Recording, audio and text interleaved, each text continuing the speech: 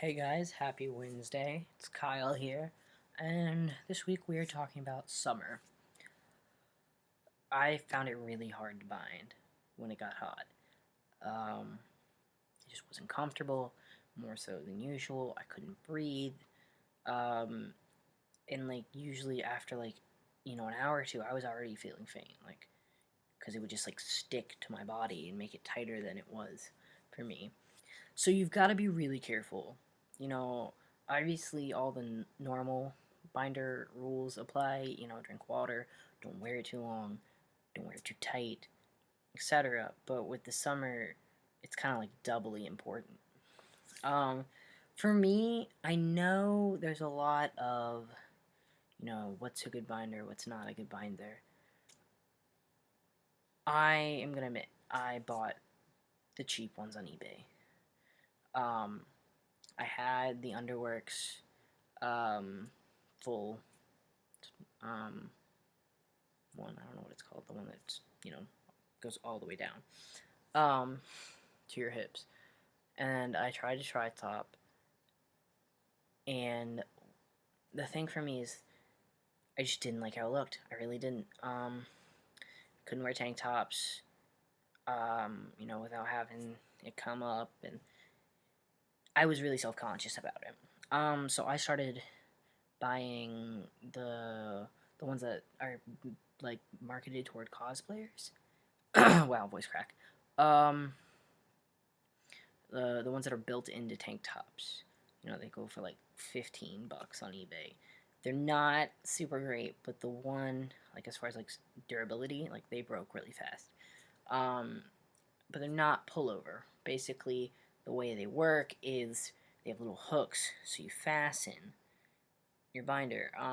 And that means you can adjust your size. There's basically 3 levels of size you can go. So I found that really helpful because if it got too hot and I started not being able to breathe and whatnot, then I could loosen it.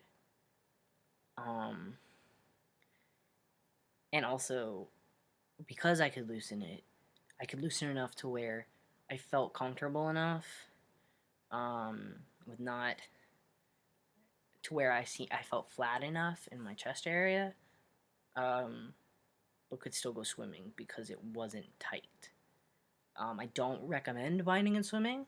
It's usually not that good of an idea, but if you're really dead set on it, that's my advice, is invest in those because you can at least adjust how tight it is. And also they're pretty light and they look like a tank top. Yeah, I mean, and you can wear a tank top under a shirt or anything. It's a tank top. Um, for me personally, the summer months have always been hardest as far as dysphoria levels because in the winter everyone's covered up, everyone's bulgy from giant sweaters and coats and whatnot. But in the summer, you see a lot more shirtless people, um,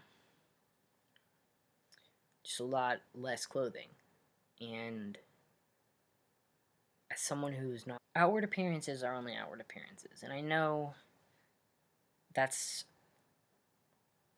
a loaded statement because a lot of trans people's problems is with their outward appearance.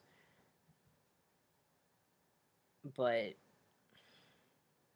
you are who you are, you have what you have, and it doesn't make you any less of a man. So, if you're going out there and having just wear a bikini or something that you really don't want to be wearing in the summer months because you feel like it doesn't accurately reflect who you are, but you have to because it's what you have, it doesn't make you any less of a man. It's just clothing.